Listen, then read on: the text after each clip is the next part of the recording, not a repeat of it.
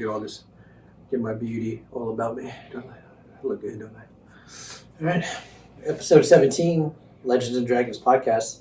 Here from the Legends Lair here in Hurst, Texas, Chance Burleson. Chili Klaus. Dude, I can't believe we're at 17. I can't believe we made it this far. I can't either. I'm so gobsmacked. Okay, so here's the thing, Jimmy. Go ahead. I talk all the time. Like, I never shut up. I built a life around teaching martial arts and talking and interacting with families and stuff like that. And I'm convinced that most of the people in my life say to themselves with a smile on their face, you know what I mean? Like, they're not being mean about it. But inside their head, there's like, does this guy ever shut up? And yet, we're doing a podcast. Dude. With more talking. With more talking and more people subscribing. Hey, thank you guys. So Chance and I have been going back and forth. As if you go back to episode 1 and you watch us to episode 17, you'll slowly start to see the voice get better. Yep. Man, we were even thinking, hey, listen, if anybody wants to gift us a nice podcast camera, what did Nathan say? XLR with some sort of split. XLR inputs. I've Amazoned a whole lot of XLR adapters to plug into an iPhone. Yeah, with I think this is going to work. Everything. With 1.21 gigawatts. Yeah, so if you guys want to gift us that, it's July. They say Christmas in July, right? Yeah. Anyways, hi Mom, how are you? Hey, did I ever? Oh, by the way, Mom, if you ever travel down here, we'll put you on the podcast. Yep. It'll be fun. So come on down. Yep. Have I ever told you the time that I was the HOA president of my neighborhood? No. Do you like HOAs? Listen, I hate HOAs. You being the president of an HOA is like me being on a podcast and people listening to me talk. That doesn't make any sense at all. It doesn't make any sense. So let me tell you how I was tricked on this HOA. I was tricked. So I had two friends. They had twin daughters that were a couple years older than Journey.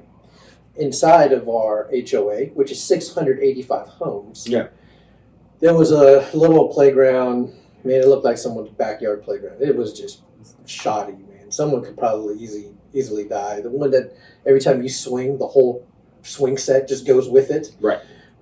So they joined the HOA board and was like, hey, I need you to join the HOA board so we can have the votes to get the playground updated.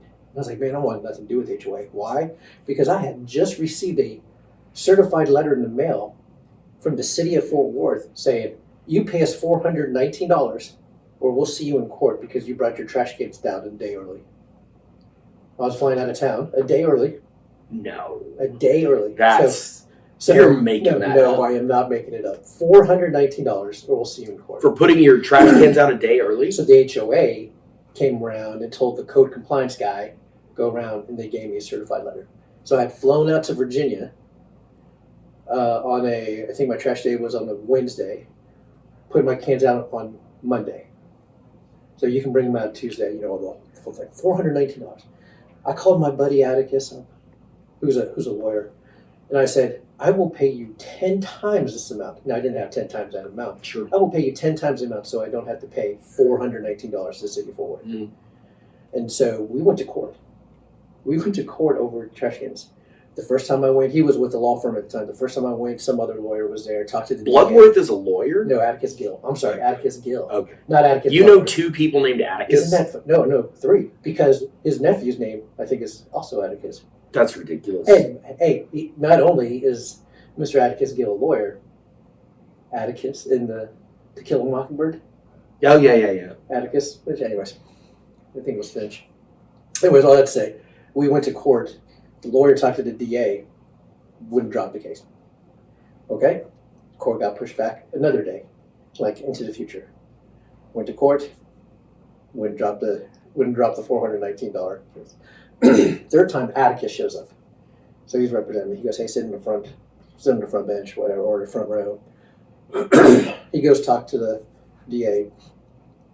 He walks back. He just looks at me. Get up. Let's go. So, okay. So we go out into the hallway. He goes, all right, we're going to take this to jury trial. I was like, what? He goes, I'm easily going to win this case. He goes, they don't even have the numbers on your trash can.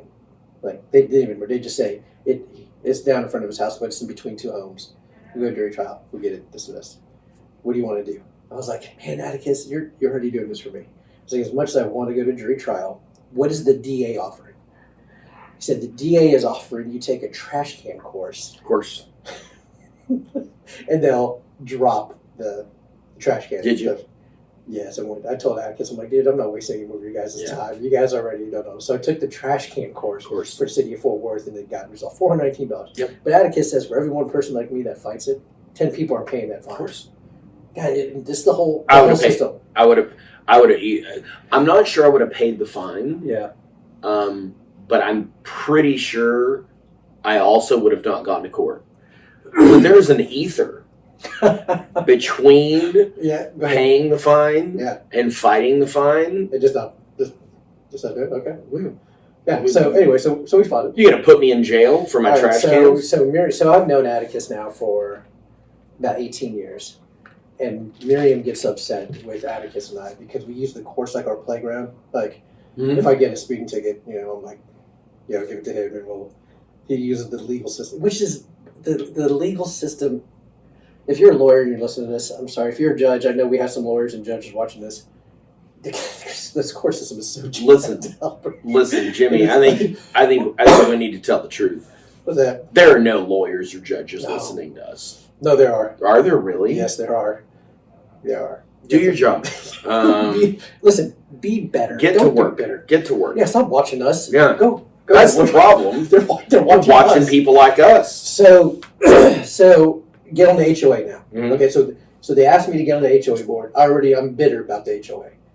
And I'm like, fine, I'll join you guys, the HOA board. We voted to get the playground. Some shady stuff going on with the HOA anyway. Because we didn't have a board. We had like 2 guys or 3 people on the HOA. So we get the playground built. Those 2, the husband and wife, get off the HOA board, but they say, hey, we want you to stay on because we think there's some shady stuff going on with the HOA. I was like, what are you talking about? And so anyway, I stay on. I get elevated to VP. So I asked the president, hey, I'd like to know how much money we have as HOA. So he goes, okay. So he writes down on a piece of paper, like how much we have. That's all. And I was like, I would like to see the detailed report of everything that we have been spending as HOA. I want to see it all. So I get all of it. Now I'm looking at stuff like he's been kind of He's been kind of skimming, paying himself through the HOA for stuff. The treasurer? No, the president. Yeah, so the president. So I'm highlighting stuff. I'm looking at all the money. I'm like, you mean to tell me I'm paying these HOA dues for golf carts, for whatever else the president has been doing on the side? So I give him the ultimatum of you step down or I'll make everything, because it's supposed to be public anyway. I'll just put you on blast. I mean, I'll just say, here's the itemized HOA. You go ahead and take a look. See? So he got off the board. So now VP, now I'm president. Remember, I just went through the $419 with the court. So I tell the entire HOA board, I don't care what people do with their trash cans. They can live it down all week. They can live in the trash can by the street. I don't even care. We didn't do that, but we were very lenient on trash cans, if you will. Jimmy staged a coup inside the HOA. I did. Yeah. So now I want to do a good job. Sure. Right? I want to do a good job as HOA president. I mean, remember 685 homes. So now I'm trying to know people. We create a Gmail account. So now there's emails coming in. We have nobody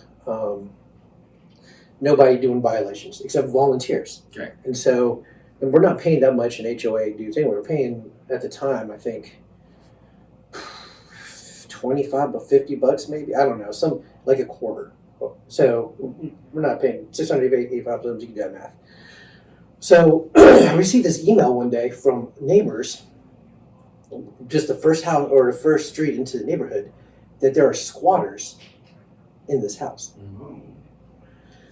So I go there. Now I know the HOA police guy for the neighborhood police. So I go and I'm responding. So now I meet with the neighbors. They're like, yeah, that house right there at night, blah, blah, blah. I was like, okay, well, let's figure out who owns the property. We'll get the property.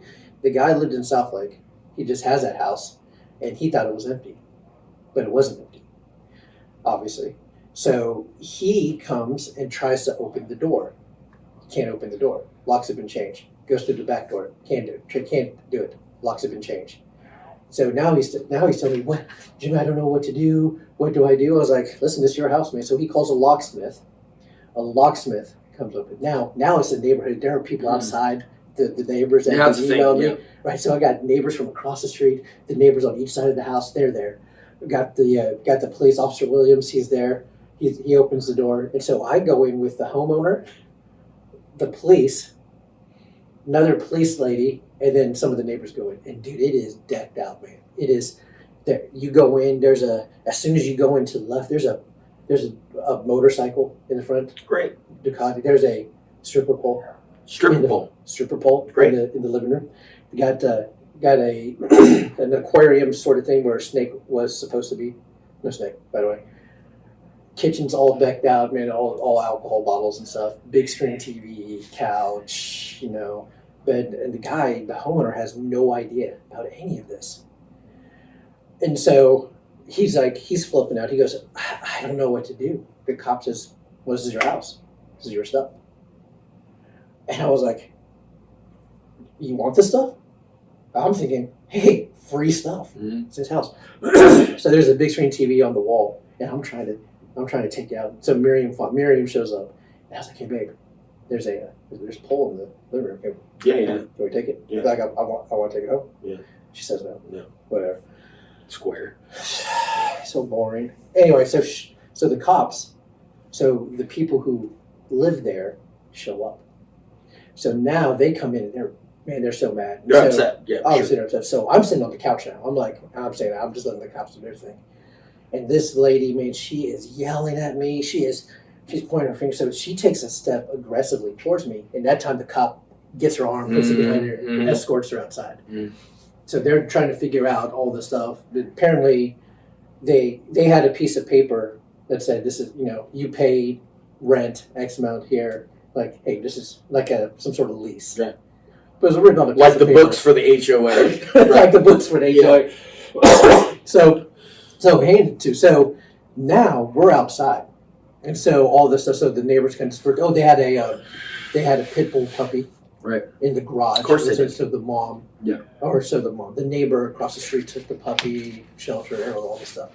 So then, after everything is starting to kind of settle down, the lady says, or the guy now, like, did you find the snake? The snake was loose. Snake was loose. And I was like, so I looked at Officer Williams. He looked at me. He goes, no. And so he says, come on, Jimmy. I'm like, come on, Jimmy, what? Yeah. I'm like, what? Yeah. What are you? Let's go look for the snake. Yeah, let's look for the snake. I was like, what do you know? You have the gun. Yeah. You go look for the snake. And he goes, come on, we can go. Apparently he wanted to talk to me about some stuff too. And I go in there, I'm like, dude, what am I looking for? Because apparently there's like some sort of, I don't know, like a little boa maybe? I don't know. So we're looking in the house. Open up the garage door, and there it is, man. It is just like all curled up on like one of the, dude, this is a flipping massive snake. So he opens the door. I look around him. There it is. Close it. I was like, all right, I'm done. Yeah. See you later. So anyway, so the house was empty. The cops gave them the house will be empty by 4 p.m. So they gave them time, so they emptied the house, man. It was crazy. They had like a fake camera.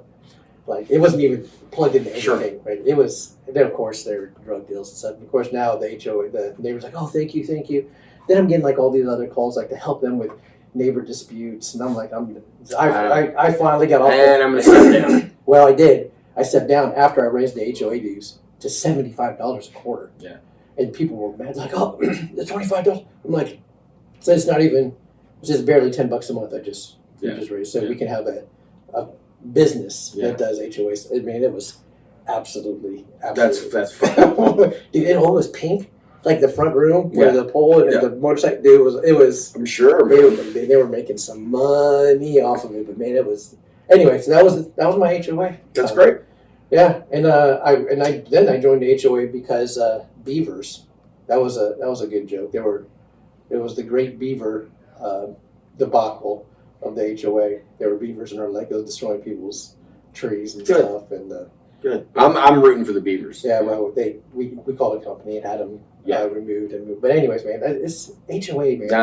Oh my God, I have washed my hands of that stuff right there. So, been doing some thinking. I'm going to hit some martial arts stuff because somebody wants to talk some martial arts stuff. But I've noticed that as a society, at least looking around, that we have failed the art of learning to disagree, like healthy disagreement. Like, I think that we have. Listen, I believe, especially with the election coming up, in my opinion, that nobody should ever know what party you're going to vote for, left or right. And the reason why I say that is because I think that everybody needs to be engaged with everybody. You need to listen to all sides. Be a friend, listen, be a critical thinker, read multiple sources, read international news, listen to different podcasts. There's a difference between having a tribe like we have versus tribalism. Mm. What do you think? So, I think it's a deeper issue than people just standing their ground on points of principle, which is what they think they're doing. Okay, people that are, and we'll just use the low-hanging fruit of what we're talking about here is a political disagreement. That is the easiest one. It's the one that we see the most common. Okay, right. So you have a guy that is, and we see this in threads all the time, right? You see just back and forth. So like the pro-Trump, pro-Biden, pro-conservative, pro-liberal, blah, blah, blah, blah, blah, blah, blah. And the thing is there is so much data that you can operate from a what's called a confirmation bias. Yeah. What that means is that you will cherry pick information to support your stance. Yeah. And there's so much information that anybody on both sides of the aisle can pull up information at will to say, well, no, this is why I'm right. No, this is why I'm right. And this is why I'm right. And the thing is that many of them will call themselves critical thinkers. Right. And they'll call themselves intelligent. Right. But they're light speed stupid. And here's why they're stupid. They don't understand what's really going on. Yeah. What's really going on, and I don't mean in the world, I mean with them personally. Yeah. Okay? They lack emotional intelligence. Right. Okay? One of my first mentors said that the truth is like a lion. You don't have to defend it. Right. Set it loose and it will defend itself. No. I think that a lot of these arguments aren't actually about what the argument is about. They are about people that recognize their identity through conflict. Mm. And they will argue the wetness of water with anybody because they don't know who they are unless they're at odds with something. It's almost like a warrior, like a soldier, like a warrior that's the only side of their personality they have. And when the war is over or the battle is over, they don't know how to go home and take care of family or go to work or whatever. In other words, they have to be fighting. They have to be fighting. And I think a lot of this is rarely about the issue. Right. But because they lack self-awareness, they have to be in conflict with somebody. And anybody will do at any time. Yeah. I almost posted something last night. Ooh, was it going to be? It was a hot stir? It was one of those things that I would post from time to time, but I didn't. I get self-control got the better of me. Well, send it to me. I will. Okay. People that argue about politics. Yeah. In my mind, what I see are two people at a WWE event arguing about who actually won that fight. Do you understand what I'm saying? I know exactly. Like, and now I'm not talking about an MMA fight. Mm-hmm. I'm talking about a fake pro wrestling fight. Right. And they're arguing about who's the better fake wrestler. Man, that's a good way to say it. And so what has happened is, and this kind of takes us to another point. I kind of want to skip around about what we've talked about today, if that's all right. Absolutely. But like back in time, my younger self, like what advice would I give my, leave the small fights to small people. I like that. You know what I mean? Yeah. And do you know what the word rapport means? Yes. Okay. Even, like, let's say that I was a bleeding blue, hardcore, liberal Democrat. Right. Which I am not. Now, before you Reds get super excited, I am also not you either.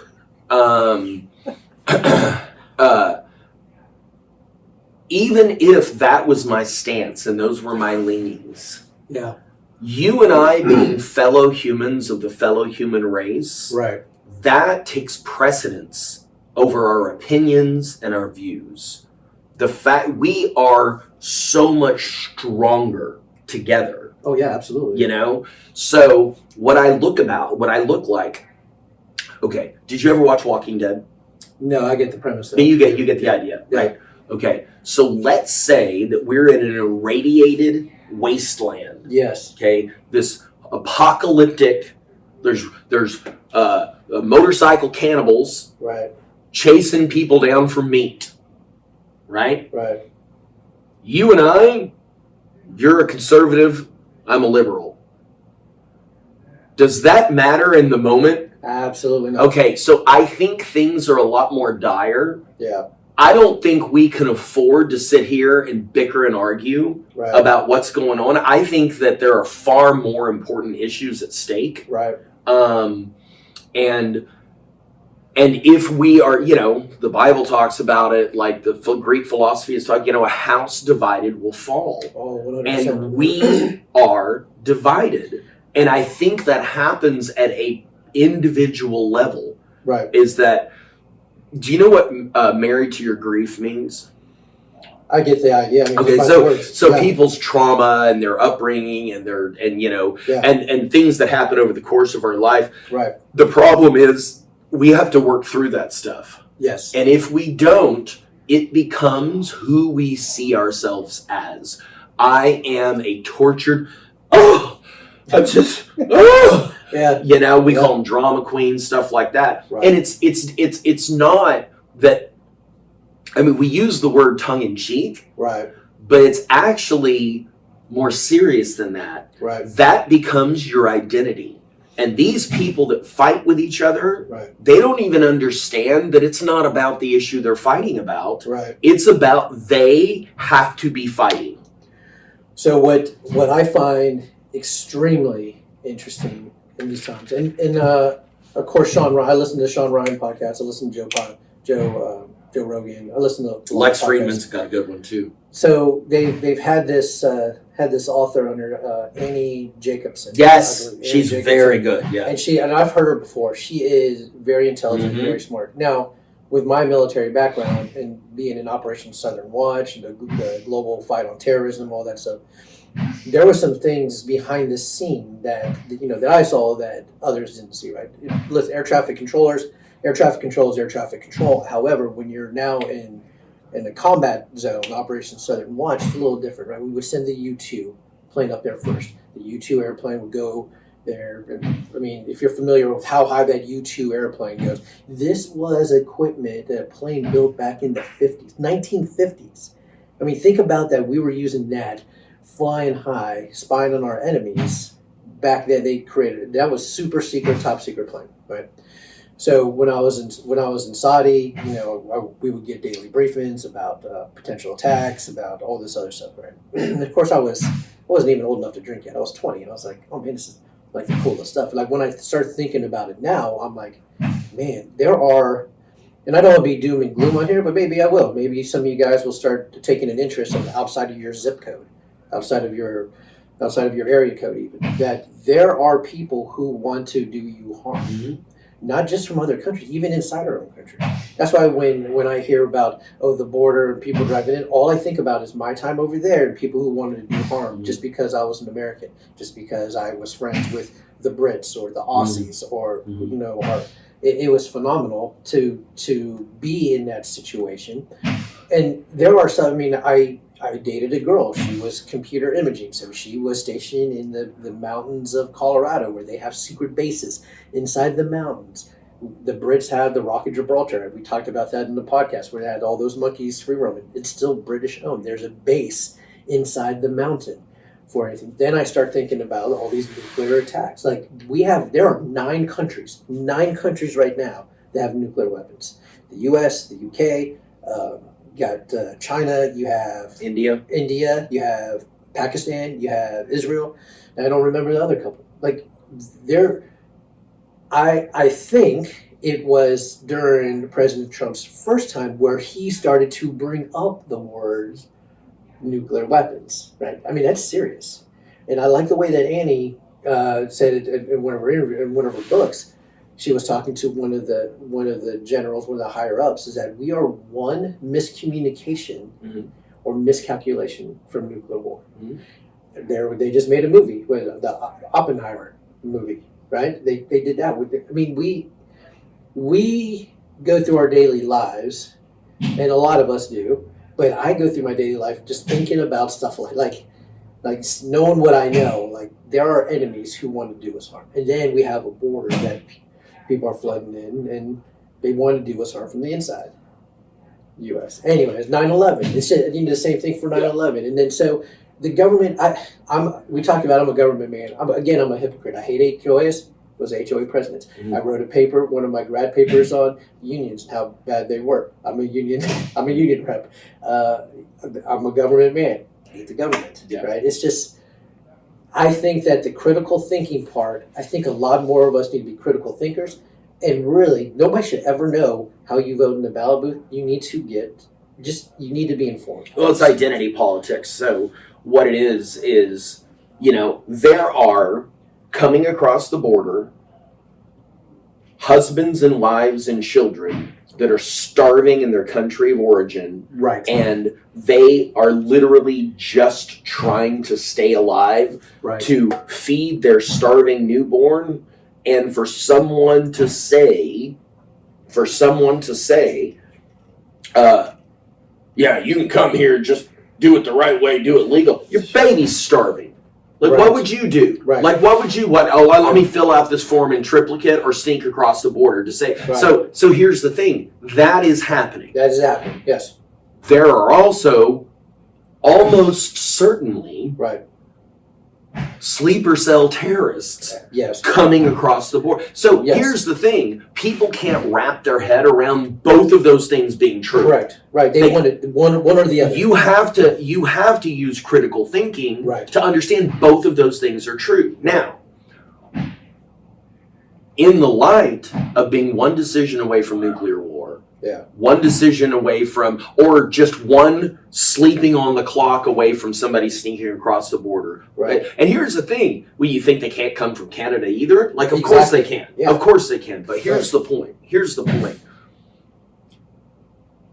Does our argument about Biden's Build Back Better, or our argument about Trump being prosecuted for this, that, and the other, like, which I picked an issue on both sides. Right. Okay. Does that argument really matter in the light of certain absolute destruction? No. At all. No. At all. No. Nor should all of that take away from our human decency absolutely. to bring the child absolutely. And the parents who are trying to find a better life.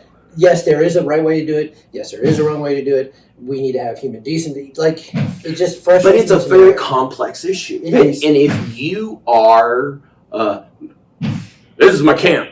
Whose side are you on? Right. If you're that, you're not going to be able to look at an issue like You that. will find more. I have found more being middle ground, if you will, on a lot of subjects. That we are more equal, we have more in common than you will know. Like AI.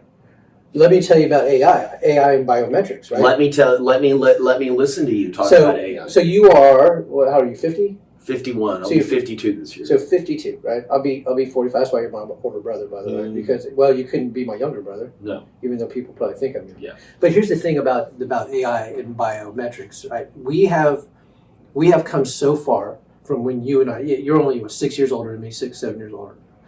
You and I grew up with the phone in the kitchen on the long cord, right? And then we went to, of course, answer machines. Then we went to star 69. Yeah. To what's the call last waiting. number? We went to call waiting. And then we had our special little. Hey, you're the double ring. Yeah. I go ding ding. Oh, it's Then I was new. Yeah. You knew who it was, and so your own phone. So we went from dial up. Like, don't you dare pick up that phone. Then you get disconnected from the internet. Yeah. Right. So we have seen the changes, obviously, in biometrics in AI. I think AI is good, but I also see the writing on the wall with AI.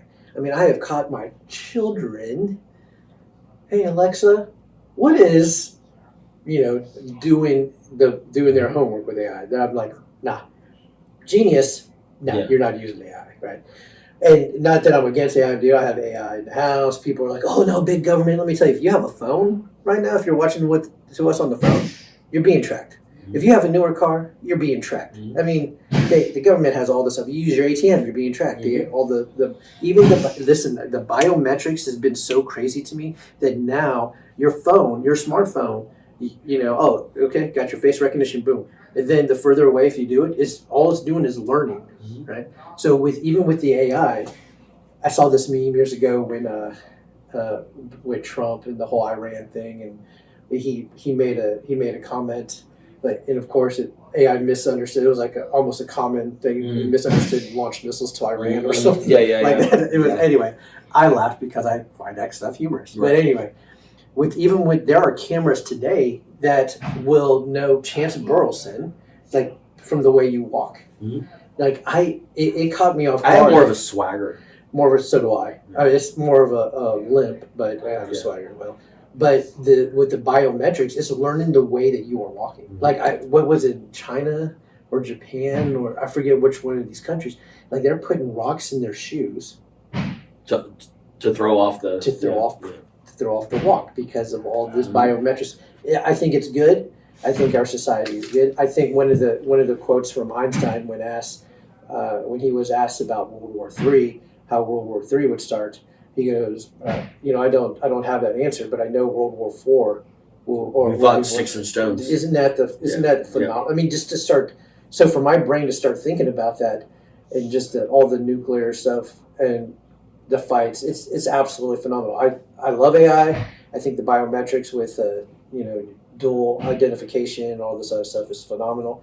I just think that we need some really smart people in that field to kind of take a look and go, okay, what are the dude, they are getting paid millions of dollars right now for all this AI stuff. Like, we can go into conspiracy theory about the Hawaii fires and stuff and what they're doing, and there are just so many shady things that are going on behind the scenes.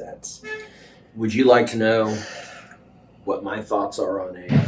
I would love to hear your thoughts on AI, especially with the new Facebook thing with the faces as well. But go on. Okay, that's AI. Are you ready? Go ahead. Go on. I have no idea. Okay. I have no clue. Yeah. It's either the best thing that's ever happened technologically. Yeah. Or it's Skynet. Yeah. Okay. Somewhere in between.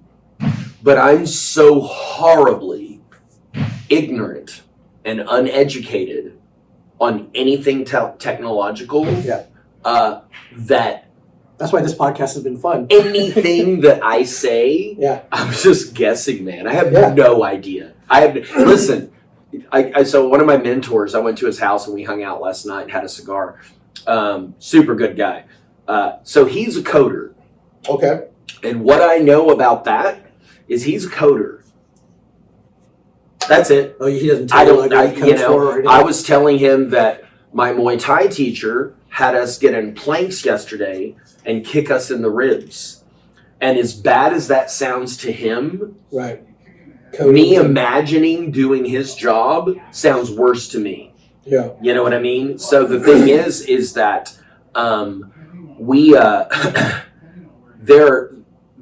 I have some wheelhouses. Yeah. I can get a person to practice martial arts pretty well. I can teach martial arts pretty well. Yeah. I'm pretty good at relating to people and building rapport with people, right? When it comes to stuff like this, yeah, it may as well be Dungeons and Dragons sorcery. I have no idea. It's like, I know that it uses words like algorithm. Right. I don't know what an algorithm is. Yeah. And I know that there's a great deal of numbers and computations and math involved in this. And so, I don't know, man. I have no idea. I love, so being in the military before I joined the FAA, I was fortunate to be around some really smart people. Okay. Some stuff that was barely touching the surface. And I don't know it all. Right. But I know a little bit about stuff that I can have an intelligent conversation. You can go down rabbit holes like, let's talk about AI. Let's talk about how it picks up your voice. Talon, now that he is turning into a young man, we had to go back and re-record his voice for the AI because he would practice, Alexa, turn off explicit filter. Right. Okay, turn off explicit filter. Right. And I was like, oh man, you're starting to learn this workaround. So we had to. Right. So it's picking stuff. Well, I think it's fascinating, especially in the air traffic when we talk about UFOs. Right. Like later on, I'm going to send you like I've had pilots on frequency talk about UFOs, and it's phenomenal. The UFOs, a lot of it could be, some of it obviously secret airplanes, secret stuff that we're working on, like the U-2 airplane, for instance, or all these other aircraft out there in Area 51, which was built, I think it was for the CIA before it was even a military base, or maybe they worked together. I don't know. Fact check me on that there, folks. But like, to me, all that stuff is fascinating. But if I can go back in time though and talk to my younger self, like what was important to me at that time, I would tell my younger self, stop caring about what other people think about you. Yeah, that sounds good, Jimmy. Right. But now that sounds good, but I think it's again, critical thinking. Yeah. It's more complex than that. Sure. We are social creatures. We are. And we're never going to not care what other people think about us. True. Here's the intelligence of it. Okay. You have to be selective about who you care about what they think about you. That's probably a better way to say that. The thing is, I care what you think about me. And I care, exactly. I care about my friends. But just like indiscriminate, general, whoever. Right. Here's the thing. Like, if you're in high school and the mob mentality takes over, and these people that think something awful about you, if you're not really good friends with any of those people and their opinion didn't matter to you before it was bad, like, in other words, I have an issue with my personality. Okay. Which one? And so the issue with my personality is that I am fine with whoever until I find out they're not fine with me.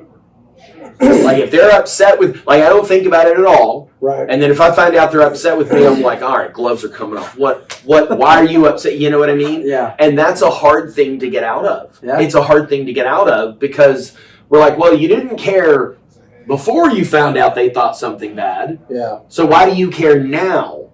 Does that make sense? But it's a hard rabbit hole. It's really hard to get out of. Yeah, because you're right. Because just the blanket statement, not caring about what others think of you, like, it's a lot deeper. You're right. Right. I care about what my buds think about it. Right. I mean, if I'm doing something that's out of line, I would expect my buds to pull me back and they go, ouch, that correction felt a little bad, but at least I know it's coming from a place of love and respect. Like if you like, hey Jimmy, you're doing this, man, you need to like outside the mats. Like if you know I'm doing something that's kind of shady, you go, hey, man, I'm telling you as a friend. Right. You probably need to stop, stop snorting that stuff and stop drinking that stuff. Right.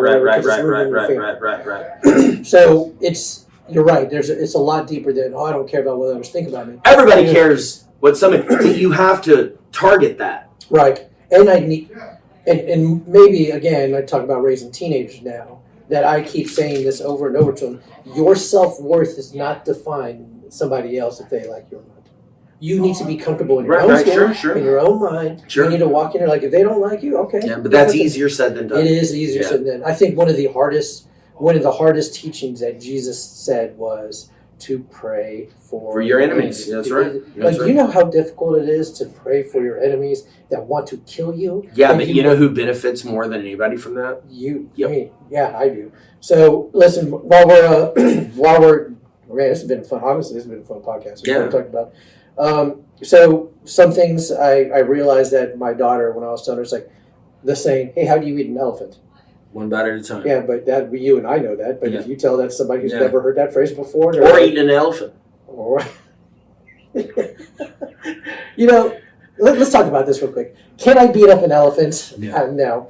And it's fun to go down this road because my buddy Mike Hanlon, shout out to him again. He made that question like, which animal can Jimmy beat up or something like that? Let me tell you this. It's fun to joke like I could beat up a monkey and I could beat up a horse. I could punch a lion in the face and whatever. Years ago, there was a flying cockroach that got into me. No. A flying cockroach. Let me tell you this. Okay, so by the way, they can all fly. Don't tell me that, man. Don't tell me that. All of them. So this was like weeks that I was trying to get this flipping cockroach out of the house, right? It was like one of those rainy seasons and somehow, and I was trying to find it. Wake up at 4:00 in the morning, get ready for work. Making my lunch or whatever, trying to be quiet, unlike my family who's a marching band when I sleep in, but I digress. But I see the cockroach across the way, probably where your family picture is back there. Mm. It's at the fireplace, right above. And I'm looking at it, and this thing to me in my brain is probably as big as your coffee cup. Yeah. It is huge. Yeah. So I'm looking at it, and I'm like, no. See the shadow on the wall. Oh my dude, it was absolutely. So I grab a flip flop, right, and I'm approaching. Cause I'm like, okay, I'm about to kill this bastard. I've been fighting this cockroach for weeks trying to get it. I take 2 steps, and that cockroach starts to fly at me. At you, dude. I hit the ground, like I'm scared. Sure. I'm gonna admit it right now. Sure. I'm scared. Sure. I hit the ground. It flies by me and it goes behind the dishwasher. Yeah. Right. So now, you know how my back is. You know how everything is. Yeah. I hit the ground. So, I'm injured for like 2 weeks. Dude, I can't. Yeah. All because of that flying cockroach. So of course we get the trap and stuff. Yeah. I like to think that I'm a real tough guy when it comes to animals, dude. So I got a funny story. I started laughing when you were telling me the story. So Nikki texts me at like 10 o'clock at night, and she's got a light fixture over her bed. Okay. And she said she saw. It was like a 3-foot cockroach. Like it was the size of a small pony. Okay. And it just skitters across the ceiling. Oh no! And then into the light fixture directly over her bed. Oh my God! And she goes. And she said, I can see its antlers poking out from the light fixture. So I like to be helpful because that does sound like a sure. And so I told her, I said, well, did it have light brown wings or dark brown wings? Because if it's the dark brown, then those are the poisonous kind.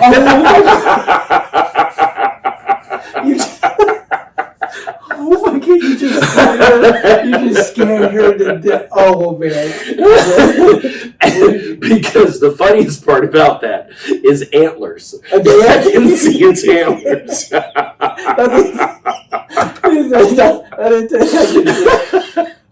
Dude, and you know what? I'm not less freaked out that people goes, no, those aren't cockroaches, those are water bugs. Yeah. No, it's a cockroach. No, man, I don't care. It is exactly like a small cockroach, but big. Look, it doesn't get more palatable because you say water bug. Let me tell you something. My wife, Saint Miriam again, and my kids, they call me, Dad, come here, come kill this. And I always say this.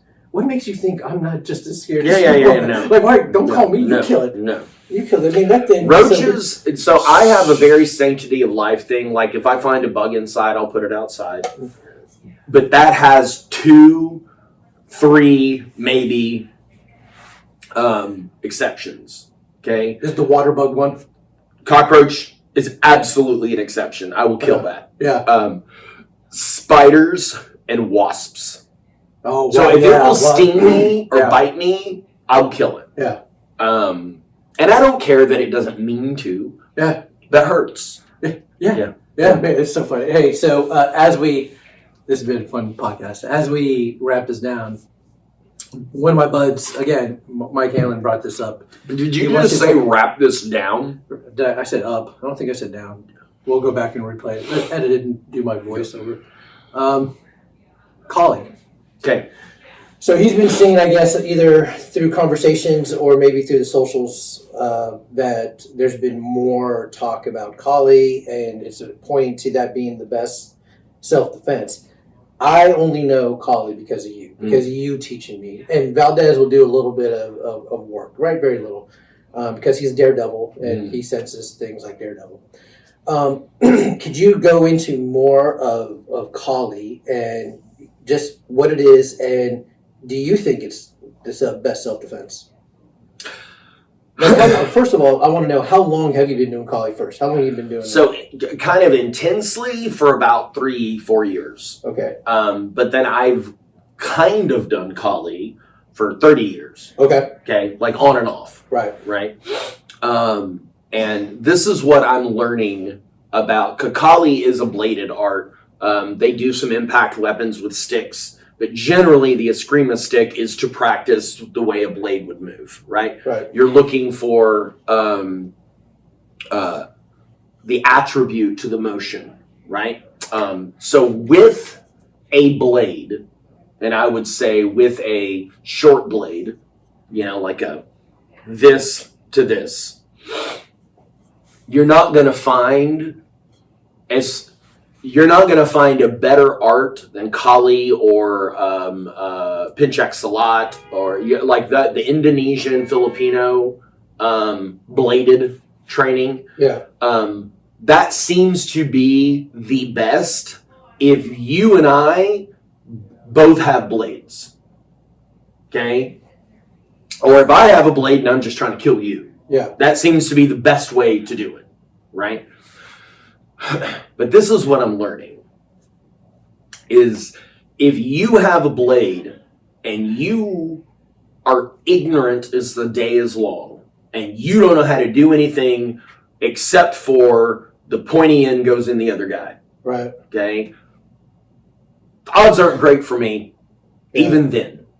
Even then, whether you're a Jason Bourne, John Wick, or Jimmy Klaus, who could just as easily have a screwdriver or a butcher knife than a blade, the odds are not great for me that I'm going to live through that. Yeah. So what I am starting to develop as a philosophy with collie is the only decent knife defense is knife offense. Okay. Okay. Kind of what you and I practice. So here's the thing. It is the opposite of Brazilian Jiu-Jitsu. Right.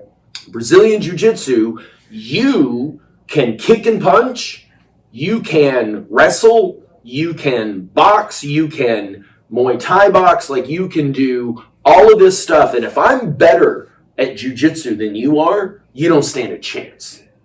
you don't stand a chance. Not only can I stop you from hurting me, Yeah. I don't even have to hurt you.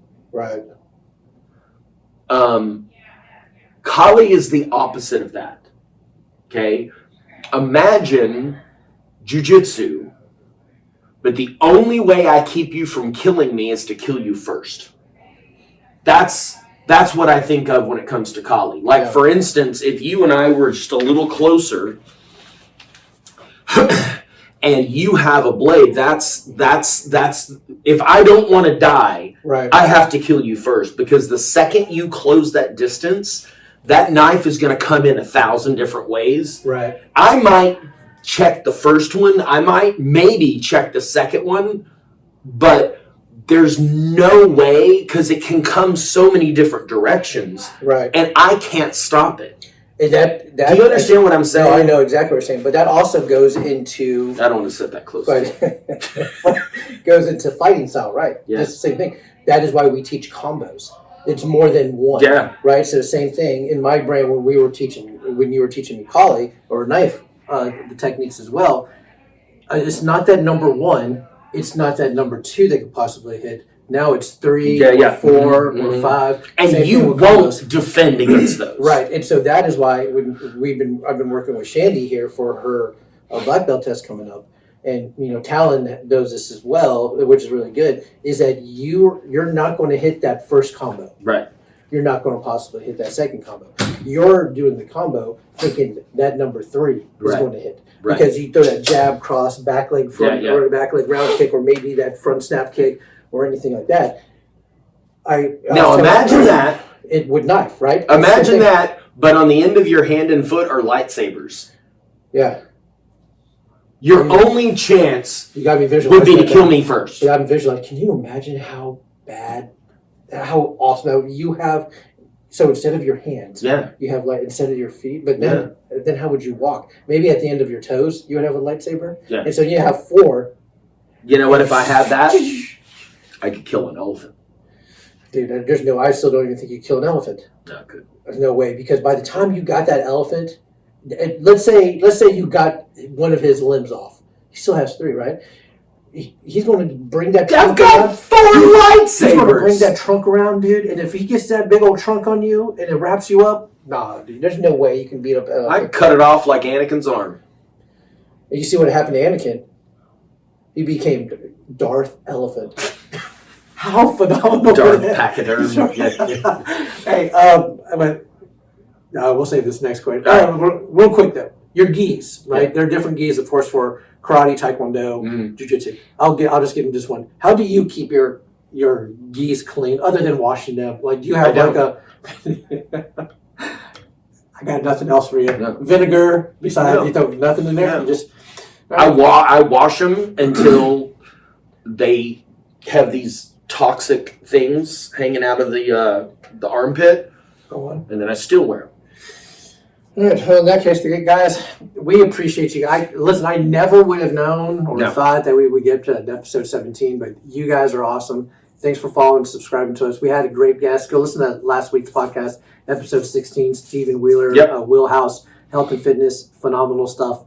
We're going to have some more guests, some more of our friends on later podcasts. I think probably 2 weeks we're going to have Ondu. Yeah, that'd be great. That's going to be a fun it'd be fun. It's going to be awesome. Ondu's the best. It's going to be off the wheels, man. We'll talk some fun topics. Thank you guys. Subscribe to us, YouTube, Spotify. Thank you.